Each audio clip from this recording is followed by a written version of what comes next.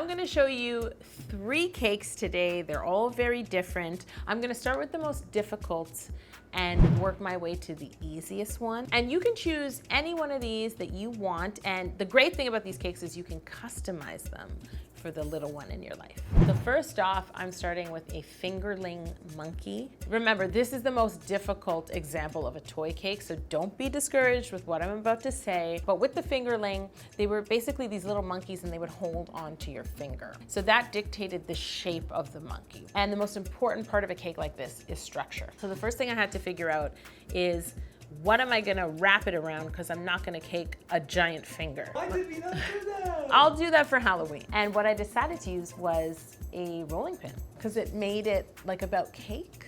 For the inside, I did cake that I filled with purple sprinkles because I knew the outside was going to be a light purple as well. After filling it and stacking it with ganache, which I chose because it's more secure than buttercream, I doweled it right down into the board that it sat. Dowel that goes through the whole cake. A is gonna hold onto the head, so you're gonna leave some exposed, and B, it's gonna go right down into the baseboard. And this will stop the cake, when it's top heavy, from falling off the board.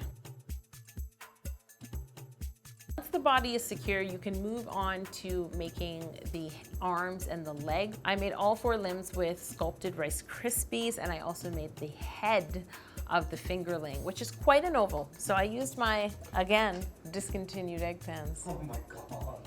It's a perfect oval, and an egg is obviously not a perfect oval. So what I did is I filled the bottom half of 4 egg pans with my sculpted Rice Krispie. Then I cut them and put 2 halves together to get a perfect oval. And I did this twice because it's a 3-dimensional oval, which is called an ovoid.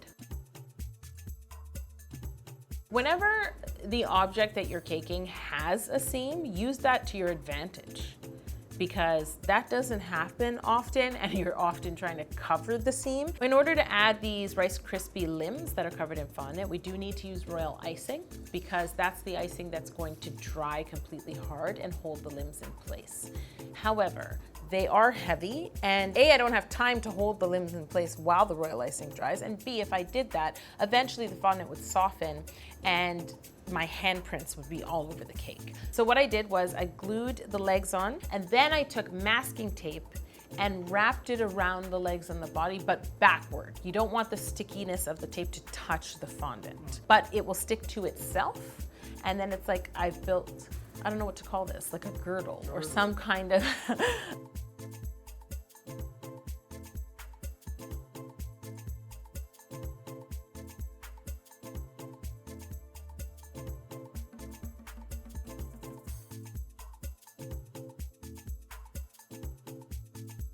Remember, we left some dowels sticking out, so after you cover your head, same thing. Make a pilot hole and then put the head on. But always remember, all of these details, like the facial features, won't be important if your cake falls apart. So even though it's tedious and time-consuming and worrisome, structure really matters. So really try to think that through and figure it out before you even start.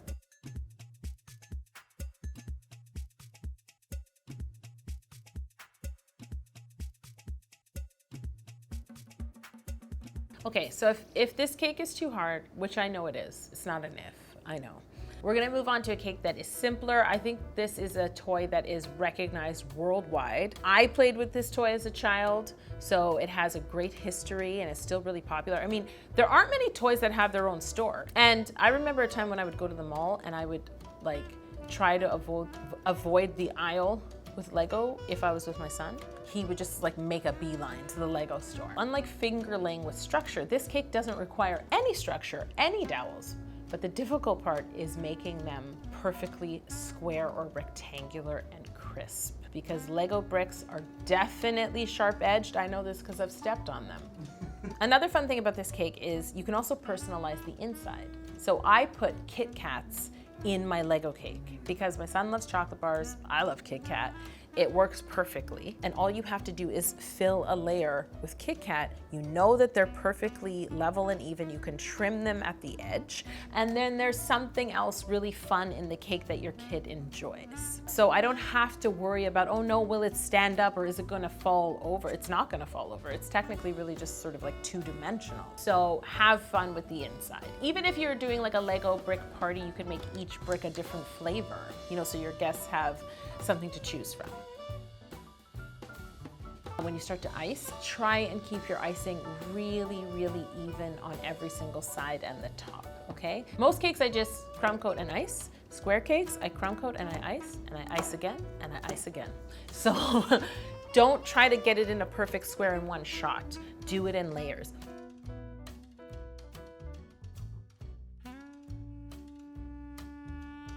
For the fondant, what you want to make sure to do is roll your colored fondant into slabs and make sure that they're all the same thickness. And every time you add a side, that changes the dimension of the other side. So roll out all your slabs, and then again, we're gonna make sure to cut nice and even. I like to use a set square, like a triangle ruler, to help me do that. Then you can line up that perfect side with one corner of the cake and do the same on the other, on the opposite side. And then what you're gonna do is trim the excess. Now, when you do this, you wanna look over the cake, use the middle of the blade, and use the cake as a guide to cut straight down. If your fondant is soft, chill the cake before you do this.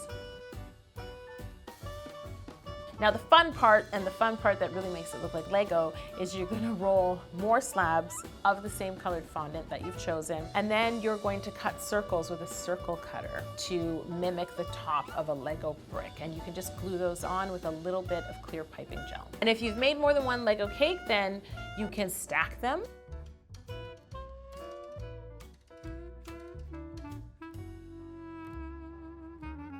Okay, so we've tackled fingerling, Lego bricks, and now we're gonna move on to what I think is the easiest cake, and I think you can put any creative spin on this cake that you want. So this is a Barbie cake. The one I made on the channel happened to be a holiday Barbie. I've also made Elsa as a cake. What's great about this is you can pick up any Barbie or Barbie type doll that you like. You don't have to worry about structure, and you don't have to worry about clean edges at all. Really, all you need to build is a cake that looks like a bit of an elongated dome that has a hole running through the center for Barbie's legs. I tried to make the inside match or go with her dress, so I did an ombre of cakes, which I think is really cute, and I feel like little kids love to see an ombre. You could do each one a different color and make it kind of rainbow inside, whatever you want. You can even make this cake with cake mix because structure's not an issue here. This is an extreme A-line cake because you don't want it to look like she's from the 1900s. You know what I'm saying? But really, you're really free to carve any way you want. Is her dress big? Is it flowy? Is she from the 1900s?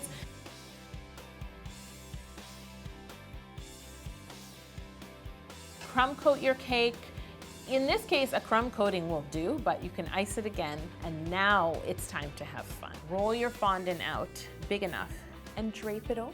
Fondant naturally folds over itself, but in this case, it works for you. So you can get as creative or spend as much time on this as you have. In this case, her top was like a corset. I used the actual Barbie's top, and you can do that too. Or if you're up to it, you can make her top out of fondant like I did with Elsa, wrap it around like a tube top, add some straps. You can decorate based on the amount of time you have. The thing I love about covering this cake is it's so freeing, because this is one of the only cakes I've made where if there's space between the cake and the fondant, it doesn't matter. It only adds to the dress, right? Does she have a train?